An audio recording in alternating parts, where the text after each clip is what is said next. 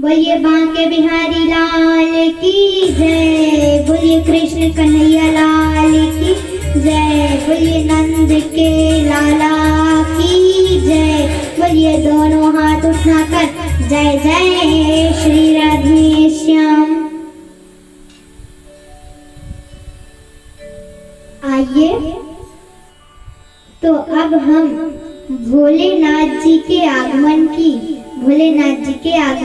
कथा सुनते हैं। अब जन्मोत्सव चल रहा है तो अब नंद बाबा तो ब्राह्मणों के बहुत बड़े भक्त थे। तो सबसे पहले नंद बाबा ने ब्राह्मणों को बुलवाया, उनसे पूजा पाठ करवाई और फिर अब ब्राह्मणों का आशीर्वाद लेकर अब ब्राह्मणों को दान दक्षिणा दे रहे हैं, कपड़े दे रहे हैं और बहुत दान कर रहे हैं। कितना दान कर रहे हैं? धेनु नाम न्यूते प्रदाद विप्रेभ्यः समलंकृते तिलाद्रीन सप्तरत्नोधिशात कौम्भांबरा प्रकृते। कि तिल के पहाड़ दान कर रहे हैं, वो भी हीरे मोतियों से जड़ित। गौएं दान कर रहे हैं, वो भी हीरे मोती से सुंदर सजी हुई हैं। याचकों को भी खूब दान कर रहे हैं, बहुत दान कर रहे हैं और इतना दान कर रहे हैं याचकों को कि रास्ते में उनकी पोटली खुल जा रही है और पोटली से जब हीरे मोती गिरते हैं तब ऐसा लगता है कि जैसे लक्ष्मी माता ताता तैया नृत्य कर रही हो। और नंद बाबा जितना दान कर रहे हैं उतना ही उनके खजाने में बढ़ता जा रहा है। फिर अब ये सब ऊपर से भोले बाबा देख रहे थे, तब भोले बाबा से रहा नहीं गया। भोले बाबा ने सोचा कि जब मेरे प्रभु ने बालक रूप में अवतार लिया है, जन्म लिया है, तो अब क्यों ना हम भी दर्शन कराएं भगवान के। तब भोले बाबा जाने लगते हैं। तब गौरी माता कहती हैं कि प्रभु आप ऐसे जाएंगे तो नंद भवन में कोई आपको जाने देगा कि नहीं देगा? क्योंकि नंद बाबा की सिक्योरिटी बहुत ही टाइट है, तो हो सकता है कि आपको ना जाने दें, इसलिए आप थोड़ा अच्छे से तैयार होके जाइए। तब भोले बाबा कहते हैं ठीक है। अब भोले बाबा ने अब अच्छे धोती कुर्ते पहन लिए, पगड़ी लगा ली और अपनी भभूति निकाल ली और जैसे ही अपने गले से सांप को उतारने जा रहे थे वैसे ही छोटा सा सांप आया और कहने लगा कि प्रभु अगर आप बुरा ना मानिए तो छोटे मुँह बड़ी बात कह रहा हूँ, अगर आपकी आज्ञा हो तो बोलूं। तो भगवान कहते हैं हाँ नाग बोलो। प्रभु वो नाग कहता है कि प्रभु अगर हम भगवान के दर्शन करने जाएं तो हमें दिखावा नहीं करना चाहिए, हम अपने असली रूप में जाएं जैसे हम रहते हैं। तो भगवान ने कहा, भोलेनाथ जी ने कहा हाँ ये तो सही बात है कि भगवान के दरबार में दिखावा क्या करना। तो भोलेनाथ जी कहते हैं हाँ नाग तू ही मेरा पुत्र है, तू ही मेरा साथी है, मुझे अच्छी बात बताई हो तो मैं ऐसे ही गौरी की बातों में फंस गया। फिर अब भगवान ने फिर से अपना असली रूप धारण कर लिया, भभूति लगाए, त्रिपुंड टीका लगाए और रुद्राक्ष की माला पहने, गले में नाग पहने, हाथ में बिच्छू पहने और फिर बाजूबंद में भी छोटे छोटे नाग हैं, कान में भी बिच्छू पहने हैं। तो भगवान ने अपना वैसा ही रूप धारण कर लिया और अब निकल गए भगवान के दर्शन करने। फिर अब नंद भवन पहुंचते हैं और फिर अब क्या बाहर से कहते हैं अलख निरंजन। उतने में यशोदा मैया बाहर आई और यशोदा मैया ने कहा कि बाबा मैं तुम्हारी क्या सेवा कर सकती हूँ? क्या तुम्हें कोई दान दक्षिणा चाहिए? तब भोलेनाथ जी कहते हैं कि मैया, तुम्हें देख के, मेरा रूप देख के लगता है कि मुझे दान दक्षिणा की जरूरत है, कि मुझे दान दक्षिणा की आवश्यकता है। मैं तो कैलाश पर्वत से आया हूँ सिर्फ तेरे लाला के दर्शन करने। तब मैया कहती हैं, यशोदा मैया कहती हैं कि मैं 80 साल की डोकरी डर गई तो तेरा रूप देख के, तो मेरा लाला तो 4 दिन का है, वे तो रोने लगेगा। और तेरे गले में इतने नाग हैं तो वो तो और डर जाएगा। तो मैं तो अपने लाला के दर्शन तुम्हें ना कराऊं। तब भोलेनाथ जी कहते हैं कि अरे मैया, आगे चल के तेरा लाला नागन पे नाचेगो। तब मैया कहती हैं कि मेरा लाला ग्वाल का बालक है, नाग का नहीं है, सपेरा का ना है जो नागन पे नाचेगा। इसलिए मैं तो अपने लाला के दर्शन तुम्हें ना कराऊंगी। अब भोलेनाथ जी कहते हैं कि मैया दर्शन करा दे, मैं बहुत दूर से आया हूँ। लेकिन मैया कहती हैं कि मैं अपने लाला के दर्शन ना कराऊंगी। तो ऐसे भोलेनाथ जी बहुत समझाते हैं, लेकिन अभी यशोदा मैया नहीं मान रही।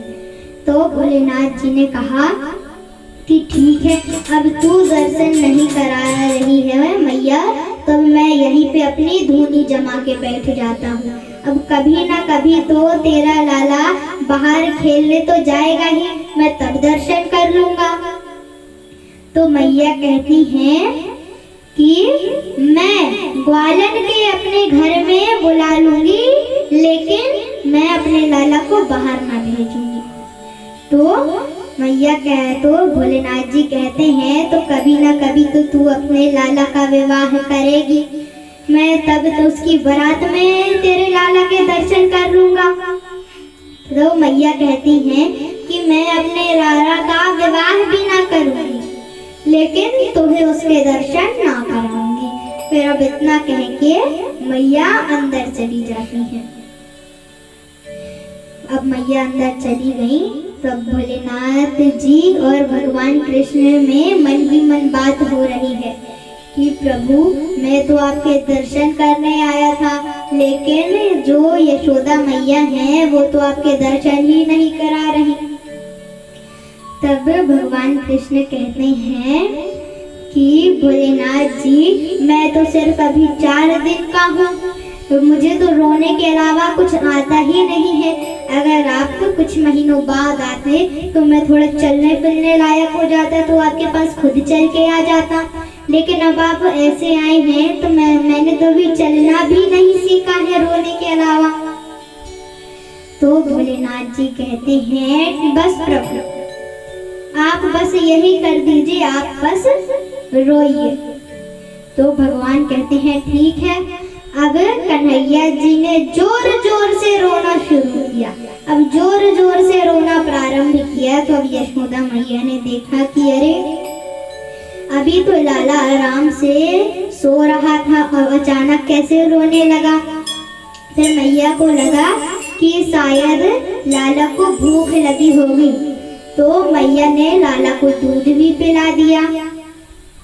तो अभी चुप नहीं हुए।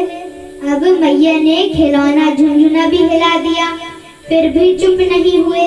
मैया को लगा कि लाला को नींद आ रही है, तो अब वो पलना भी हिलाने लगी, लेकिन अब फिर भी चुप नहीं हुए। अब भगवान चुप नहीं हो रहे, बस और जोर से रोना शुरू कर दिया। अब रो ही रहे हैं। उतने में एक सखी आई और कहा कि अरे मैया, तुम्हें तो एक लाला को चुप करावे भी ना आवे। तो अब वो सखी कहती है कि दूध पिला दो। तो मैया ने कहा दूध भी पिला दिया, खिलौना भी दे दिया, इसका पलना भी हिला दिया, सब कुछ कर दिया, लेकिन फिर भी यह चुप नहीं हो रहा। तो तू कुछ बता कि ये कैसे चुप होएगा। तब वो सखी कहती है कि तब तो इसे बहुत बड़ी बीमारी है। तो मैया कहती है क्या बीमारी है, जल्दी बता। तो वो गोपी कहती है कि मैया तोरे लाला को भूत लग गया। तो मैया कहती है कि क्या कह रही है तू, भूत लग गया। तो कहती है हाँ मैया तेरे लाला को भूत लग गया। तो अब मैया कहती है कि अब कैसे उतारे उसके ऊपर से। तो वो गोपी कहती है कि इसके लिए तो कोई तांत्रिक बाबा को ही बुलाना पड़ेगा। तो मैया कहती है मैं तो कोई बाबा को जानती नहीं हूँ, तो तू ही बता। तो वो गोपी कहती है ठीक है मैया तू यहीं रुक, मैं बाहर से कोई बाबा को लेके आती हूँ। तो बाहर तो भोलेनाथ जी बैठे ही थे धूनी जमा के। तो अब वो गोपी जैसे ही बाहर आई तो उस गोपी को देखे बाबा। तो वो गोपी भोलेनाथ जी से कहती है कि बाबा तुम्हें भूत उतारने आते हैं। तो भगवान भोलेनाथ जी कहते हैं कि पहले तू बता कि किसके भूत उतारने हैं। तो वो गोपी कहती है कि अरे बाबा पहले तुम तो बताओ कि तुम्हें भूत उतारने आते हैं कि नहीं। तो बाबा कहते हैं, तो अब भोलेनाथ जी समझ गए कि अंदर नाटक प्रारंभ हो गया है, हम भी कर लें। तो बोलते हैं कि गोपी तो तुम्हें मेरा रूप देख के लगता नहीं कि मुझे भूत उतारने आते हैं, चल बता किसके भूत उतारने हैं, मैं अभी चुटकी बजा के उसके भूत उतार दूंगा। तो वो गोपी कहती है ठीक है बाबा तुम यहीं रुको, मैं अंदर से आती हूँ लाला को लेके। तो वो गोपी अंदर गई और फिर यशोदा मैया से कहा कि चल मैया मैंने मुझे बाबा मिल गया। तो मैया ने सोचा कि तुझे कौन बाबा मिल गए। तो वो गोपी कहती है कि बाहर ही हमारे महल के दरवाजे पे ही एक बाबा बैठे थे, मैंने उनसे पूछ लिया उन्हें भूत उतारने आते हैं, चल तू लाला को लेके चल, वो तो अभी लाला के भूत उतार देंगे। तो अब यशोदा मैया कहती हैं ए भगवान मैंने जो किया था तो काम बिगाड़ के तू आ गई। मैं इतनी देर से उससे लड़ रही हूँ, उन बाबा से लड़ रही हूँ कि मैं अपने लाला के दर्शन ना कराऊंगी, और तू है कि उसी बाबा को कह के आ गई कि उन्हें भूत उतारने आते हैं, तो मैं तो अपने लाला को लेके ना जाऊंगी। तो वो गोपी कहती है कि अगर मैया तुम्हें इतना ही डर लग रहा है तो अपने लाला पे कपड़ा ढांक दे और फिर तू उसके सामने चले जा, तो वो तू भूत उतार देगा, उसके कान में मंत्र बोल देगा। तो यशोदा मैया कहती है ठीक है। फिर अब लाला को गोदी में लिया और अब मैया धीरे धीरे जा रही है। अब मैया को भी डर लग रहा है। तब यहाँ पे लाला भी रो रही हैं और जैसे ही मैया यशोदा बाहर आई और जैसे ही भोलेनाथ जी की नजर कन्हैया जी से और कन्हैया जी की नजर भोलेनाथ जी से मिली, वैसे ही कन्हैया जी ने रोना बंद कर दिया। तो अब मैया ने सोचा कि अरे इतनी देर से तो लाला चुप होने का नाम नहीं ले रहा था, लेकिन जैसे ही बाबा को देखा तो रोना ही बंद कर दिया। तब मैया में और हिम्मत आई। तब मैया ने कहा कि ले बाबा ये है लाला, उतार दे इसके भूत।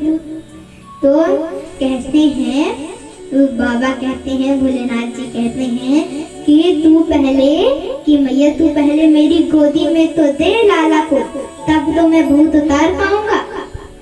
तो मैया कहती है मैं तेरी गोदी में तो दे दूं, लेकिन अपने ये थोड़े नागन को संभाल के रखना, समझा के रखना, कहीं मेरे लाला के ऊपर ना चढ़ जाएं। तो मैया ने कहा, तो भोलेनाथ जी कहते हैं, हाँ मैया तू चिंता ना कर। फिर अब यशोदा मैया ने भोलेनाथ जी की गोदी में कन्हैया जी को दिया, और अब कन्हैया जी को दिया तो पहले भोलेनाथ जी ने तो जी भर के भगवान के दर्शन किए, और फिर उनके कान में एक मंत्र बोला। तो मंत्र बोलते ही कन्हैया जी खिलखिला के हंसने लगे। तो अब यशोदा मैया बड़ी प्रसन्न हो गई। फिर अब यशोदा मैया ने कहा कि अब बाबा तुम यहीं रहो, अगर मेरे लाला को दोबारा भूत चढ़ गए तो तुम ही भूत उतार देना। तो अब भोलेनाथ जी वहीं पर भूतेश्वर के नाम से वहीं पर रह गए। फिर बोलिए भूतेश्वर भगवान की जय। फिर अब एक बाबा से वहाँ के ब्रज ने पूछा कि बाबा ऐसा क्या मंत्र बोला था उनके कान में कि जो कन्हैया खिलखिला के हंसने लगा। तो वो बाबा कहते हैं कि कोई मंत्र नहीं बोला था, सिर्फ भगवान कृष्ण के कान में सिर्फ एक बार बस राधा नाम ले दिया था। तो इतना प्रिय था भगवान को राधा नाम कि सिर्फ नाम लेने से ही वो हंसने